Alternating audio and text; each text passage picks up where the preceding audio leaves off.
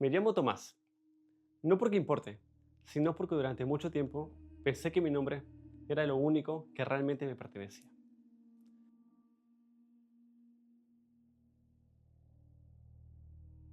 Trabajo corrigiendo textos ajenos, errores mínimos, palabras fuera de lugar, historias que no son mías y que nunca lo serán. Supongo que por eso voy a bares solo, no para hablar, para escuchar. Ese bar en particular no tenía nada de especial. Luz amarilla, música baja, mesas gastadas que nadie mira durante demasiado tiempo. Yo estaba ahí porque no quería volver a casa. No todavía. Nada grave. Solo esa sensación de no querer estar en ningún lugar propio. Fue entonces cuando escuché la voz. No me llamó la atención al principio. Era una conversación más. Un hombre hablaba tranquilo, sin dramatismo, como quien recuerda algo sin importancia. Cuando era chico, solía esconderme debajo de la mesa. Decía, no por juego, por costumbre. No levanté la cabeza. Muchos niños hacen eso. Pero siguió. No era una mesa grande. Apenas entraba. Siempre me raspaba el hombro con una astilla suelta. Sentí una incomodidad leve. Nada claro. Como cuando alguien describe un lugar que crees haber visitado en sueños. Desde ahí veía pies de adultos, continuó. Nunca las caras. Eso fue lo primero que me hizo prestar atención. No porque fuera raro, sino porque era innecesariamente específico. Yo también tenía recuerdos así, imprecisos, corporales. El hombre no se reía, no buscaba atención, no parecía estar contando una anécdota importante. Hablaba como si no le doliera. Lo curioso, dijo, es que desde abajo todo parecía más seguro, aunque nada lo fuera. Tomé un sorbo de mi cerveza. Pensé en mi padre, no en un recuerdo concreto, solo en la sensación, en estar chico, en estar bajo, en no entender. Me dije que era normal, que uno proyecta, que los bares están llenos de historias parecidas. Pero entonces agregó algo que no pude ignorar. La mesa siempre olía a detergente barato. Ese olor se me quedó pegado por años. Sentí un tirón en el estómago. No un recuerdo, una reacción, porque no es común recordar olores así. No con palabras tan simples, no sin emoción. Miré de reojo. El hombre no me miraba, no sabía que yo existía.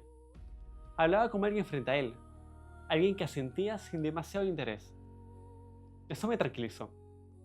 Si no me hablaba a mí, no podía ser sobre mí, ¿cierto? Me fui del bar sin pensar demasiado en eso. Pero esa noche, al acostarme, algo no encajaba. No soñé con la mesa, ni con el bar, ni con el hombre.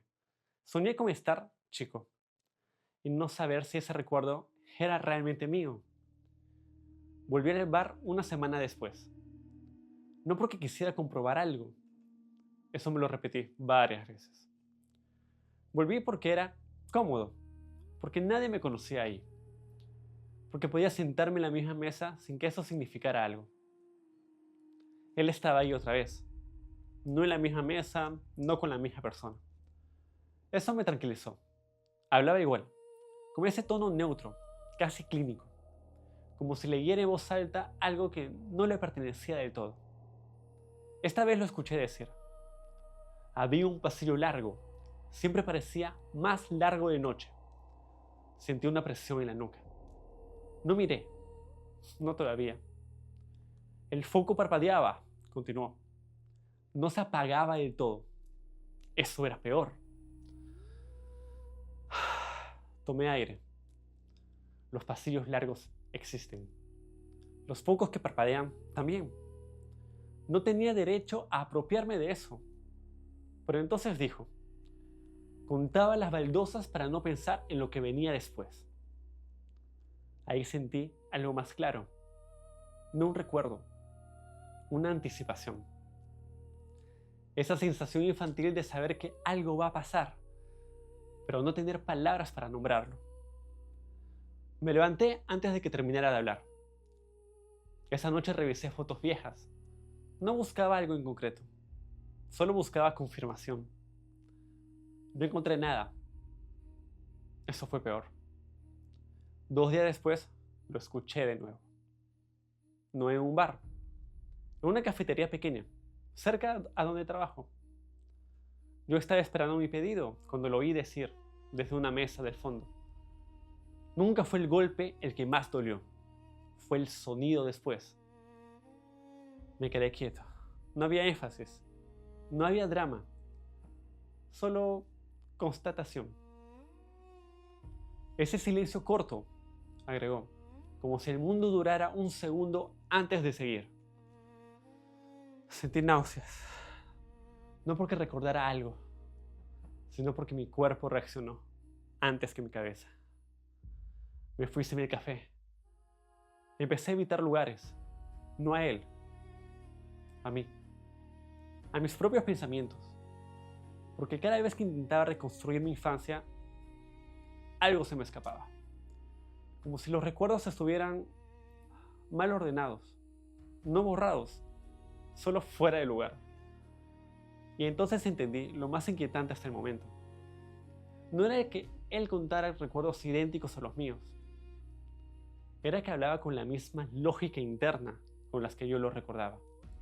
Los mismos detalles inútiles, las mismas pausas, la misma forma de rodear lo importante sin tocarlo.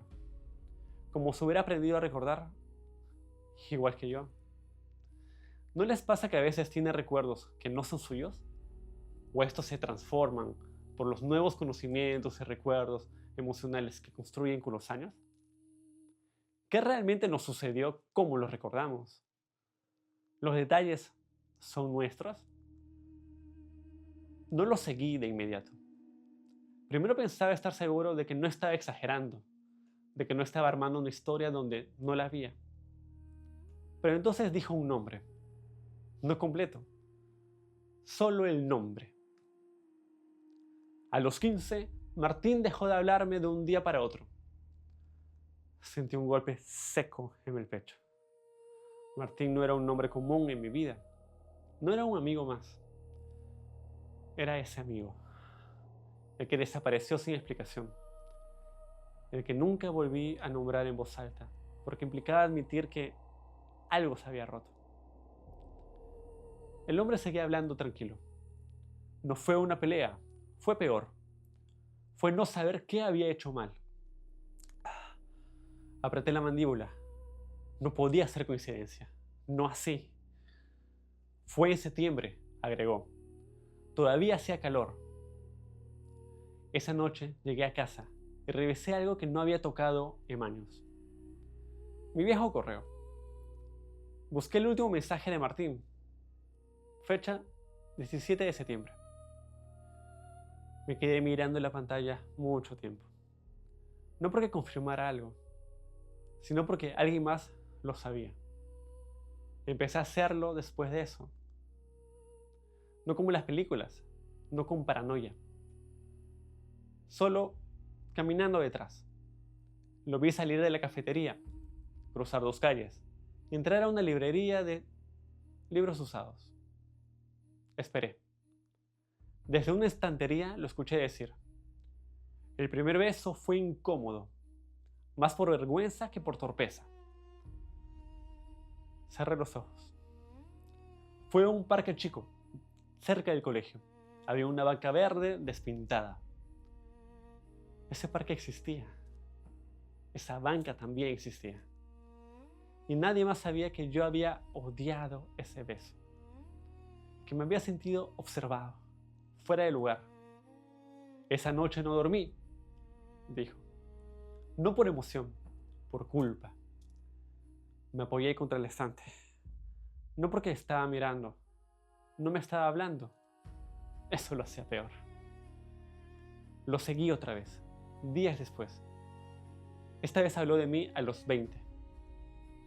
La primera vez que sentí que mi vida no iba a ser como la había imaginado, dijo, Fue un martes. Llovía. Tenía 21 años y estaba parado frente a un antiguo edificio gris, pensando si entrar o no. No respiré. Ese edificio era donde había renunciado a mi primer trabajo. Nunca se lo conté a nadie. Nunca. Entré igual, continuó. Y eso lo cambió todo. Sentí algo nuevo. No miedo. Desposesión. Como si alguien estuviera recorriendo mi vida, sin pedirme permiso. Cuando intenté hablarle, lo enfrenté un jueves. No porque estuviera preparado, sino porque ya no podía seguir escuchándolo sin existir. Estaba en el mismo bar que la primera vez. El mismo ruido de fondo, la misma luz cansada. Hablaba de algo reciente. A los 27, decía, entendí que corregir textos ajenos era una forma elegante de no escribir mi propio.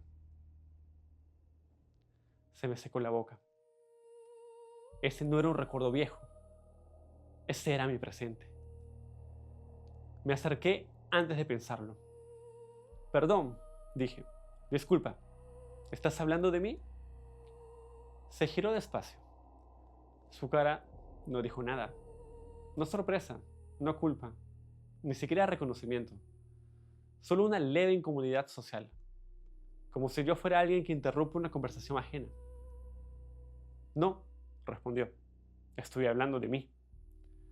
Lo dijo con naturalidad. Pero esas cosas, esos detalles. Me miró un segundo más. ¿Cuáles? No supe elegir, porque decirlos en voz alta era cederlos. Negó con la cabeza amable. Creo que te confundiste, dijo. A veces uno se reconoce en historias que no son propias. Volvió a girarse y siguió hablando, como si yo ya no estuviera ahí. Sentí algo quebrarse. No orgullo, no enojo, identidad. Esa madrugada del 20 de enero no habló del pasado. Habló de algo que no había ocurrido. Estaba sentado 2 mesas más allá, con una cerveza que no tocaba, y empezó a contar una anécdota que al inicio no entendí. Hablaba de un cumpleaños, el número 28. Cayó como una moneda en un pozo. Dijo la fecha exacta, mi fecha. Describió una casa que reconocí demasiado tarde. El comedor estrecho, la luz amarilla, el olor a café recalentado. Narró una llamada telefónica, una que interrumpía una celebración, una noticia. Mamá murió, dijo con la voz entrecortada. Al escucharlo, ya dolía como un recuerdo viejo. Habló del silencio posterior, del modo en que se encerró en el baño para no llorar frente a los demás. Incluso mencionó una frase que yo nunca dije en voz alta, pero que siempre supe que diría cuando sucediera el momento. No estoy listo para esto. Mi cumpleaños 28 está cerca, demasiado cerca. Sentí que me faltaba el aire. Me repetía que era una coincidencia, que los cumpleaños son universales, que todos perdemos a alguien, que todos sufrimos. Pero entonces el sujeto hizo una pausa, levantó la vista y me miró. Fue solo un segundo, apenas eso, y sonrió. No con una sonrisa amable, no una sonrisa burlona. Fue la sonrisa de alguien que ya estuvo allí y volvió solo para contarme cómo termina.